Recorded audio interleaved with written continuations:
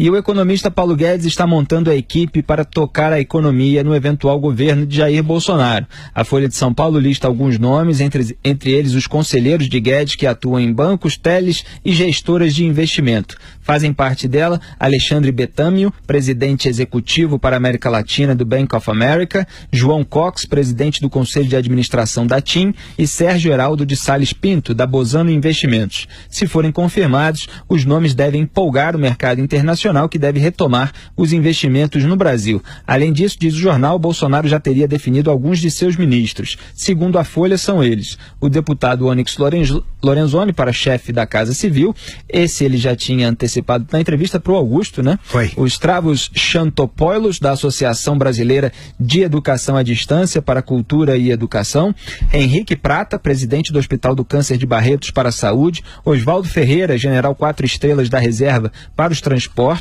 Augusto Heleno, general da Reserva para a Defesa, esse já estava bastante envolvido, o astronauta Marcos Pontes para Ciência e Tecnologia, também tinha antecipado, o Gustavo Bebiano para o Ministério da Justiça, é o atual presidente nacional do PSL, assessor e advogado do Bolsonaro, o Naban Garcia, presidente da União Democrática Ruralista para o Ministério da Agricultura.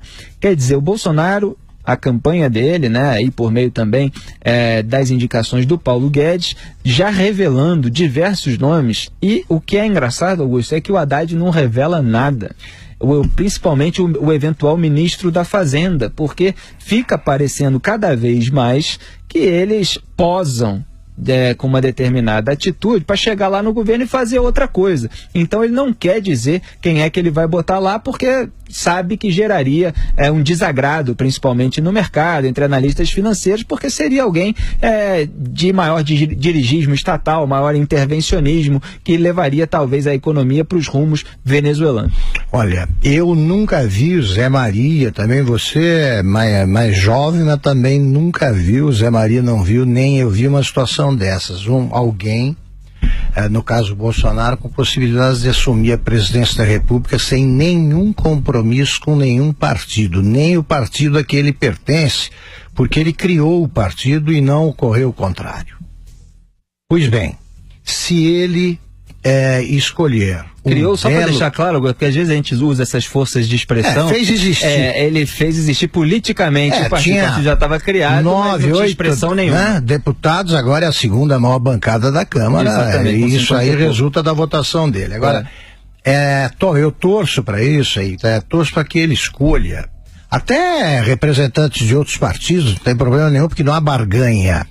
Que ele faça um ministério exemplar e que mostre que, ao contrário do que tem ocorrido no Brasil há muito tempo, por força das circunstâncias de que nenhum presidente conseguia se livrar, ele escolha livremente os seus ministros. Isso seria um exemplo seria o cumprimento de uma promessa, e ele tem todas as condições de fazer isso. Escolha o melhor. O melhor para a saúde. Exatamente, aqui há bons nomes.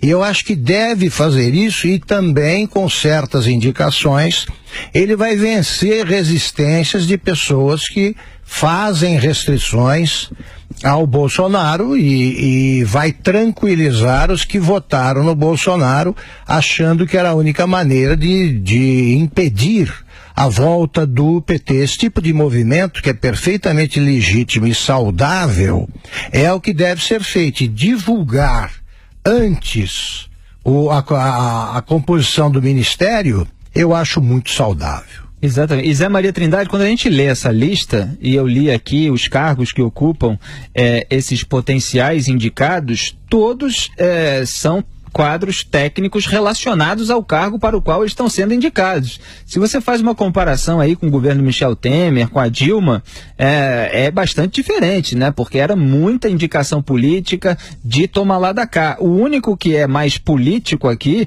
é o deputado Onyx Lorenzoni, mas que está indicado para chefe da Casa Civil, que em geral é um cargo mais político mesmo. Tanto que a Dilma Rousseff queria nomear o Lula para ele obter foro privilegiado justamente para a Casa Civil. No governo do PT, quem ocupava Casa Civil era o José Dirceu. O critério era o prontuário, porque só bandido passou pela Casa Civil. Agora, o Onyx Lorenzoni, o deputado Onyx Lorenzoni, repito, teve um comportamento exemplar na CPI dos Correios que devassou o escândalo do Mensalão. E na da Petrobras também, tem os vídeos no YouTube. Fala lá, Zé. Todas as indicações de um presidente da República são políticas, né? São indicações políticas. E ele foi eleito politicamente exatamente por isso, né? Para fazer as indicações. Sempre se cobra por aqui o tal Ministério de Notáveis. O que significa isso? São pessoas que se destacam na sociedade, né? Na sua atividade, e que são indicados politicamente pelo presidente, né? Mas que não são produto de uma barganha, de uma troca indecente, de interesses pessoais ou de grupos fora do interesse geral. Então, dizem por aqui que Michel Temer perdeu uma grande oportunidade. Ele poderia ter feito isso, né? O tal Ministério de Notáveis. Ele indicasse politicamente alguns ali, os aliados que ajudaram a fazer o impeachment da ex-presidente Dilma, mas que reservasse os ministérios da Educação, o Ministério da Saúde, né, o Ministério da Justiça, o Ministério dos Transportes, por pessoas do meio e pessoas que reconhecidamente têm o apoio da sociedade. Então pega um grande médico que fez um grande trabalho no país, não só tecnicamente médico, mas através de uma política boa para a saúde, que é o caso do diretor-presidente lá do Hospital do Câncer de Barretos, que atende como se fosse um hospital público. Não é. É uma entidade que presta um grande serviço, né, ao país, porque não é regional. Lá estão pessoas do Brasil inteiro e às vezes de outros países. A maior excelência no combate ao câncer e no controle, não é só no combate, mas também no controle, que tem um processo de atendimento avançado e tal, e é muito bom, o Henrique é muito bom, e ele não vem no bojo de um acordo político, porque todos sabem que se ele for o ministro da Saúde, os partidos políticos serão atendidos normalmente como qualquer outro, né? Mas que não haverá domínio da verba pública para atender campanha política, né? Então eu acho muito importante que isso seja adotado. É o caminho correto, e não aquelas trocas de dar a Roberto Jefferson o ministério tal para ele montar aquele grupo, né? Como foi o caso do Ministério do Trabalho. Eu acho importante, e esta coragem, porque isso é uma coragem de antecipar, né? Quem antecipa uma nomeação dessa, naturalmente está expondo a críticas e mostrando o que pretende. Agora, Felipe Augusto, isso já foi entendido na política como uma arrogância, você nomear, né, auxiliares e ministros antes da vitória. Mas eu acho que não, ele está indicando e não está nomeando, é apenas dizendo, olha, se eu ganhar, essa será a minha equipe.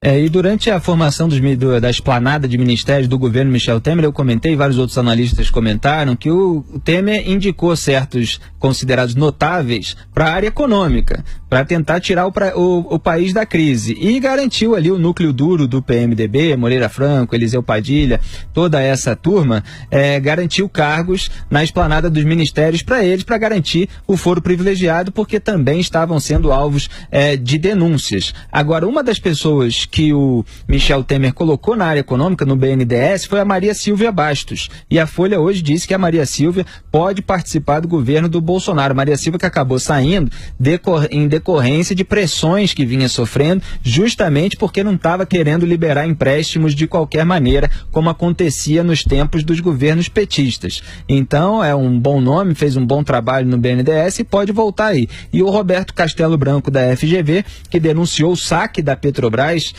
pela organização criminosa ali do Petrolão durante os governos do PT, deve assumir o comando da estatal. O comando da Petrobras, portanto, pode ser do Carlos Castelo Branco, da FGV, em eventual governo do Jair Bolsonaro. Vários nomes surgindo. Agora, esses políticos que acharam que é arrogância, pode botar na seguinte conta aí: ou eles queriam indicar alguém para o ministério, ou eles são contra o Bolsonaro. É muito legítimo, e criticar, tudo bem. Agora, cobram levantam a suspeita, o PT vive alimentando a suspeita de que o perigo da eleição do Bolsonaro é que ele aí vai mostrar as garras e nomear pessoas aí que são todas favoráveis à ditadura e ao golpe de Estado, etc, fascismo, etc. Aí ele antecipa a divulgação de nomes que estão aí agora expostos aí à devassa, pode investigar o passado, o presente, ver o que eles fizeram de errado e tal. Ele antecipa isso aí e a turma também se queixa. É exatamente por isso que eu disse que ele está assumindo em condições excepcionalmente favoráveis, caso vença o segundo turno, ele estará assumindo. Por quê? Ele pode nomear quem quer, sim. E a chiadeira acaba assim que acabar o processo de nomeação de ministros. O Brasil se sente mais confortável com isso e eu, por exemplo, sempre fui favorável ao que se faz na Inglaterra, que é você ter um gabinete fantasma lá da oposição. Porque enquanto um partido governa, é regime parlamentarista, o outro mostra o que faria e com quem faria as coisas se chegasse ao poder. Isso é transparência. Isso é muito bom. E que moral teria o Fernando Haddad para criticar aí os nomes do Jair Bolsonaro se ele não mostra os dele? Quer dizer, não indica nem o seu eventual ministro da Fazenda. O Lula ainda não resolveu lá na cadeia, né? Não quer indicar o nome porque sabe que vai ser criticado, porque sabe que o mercado não vai gostar, porque o PT sempre quer mais intervencionismo estatal. Agora o bicho vai pegar!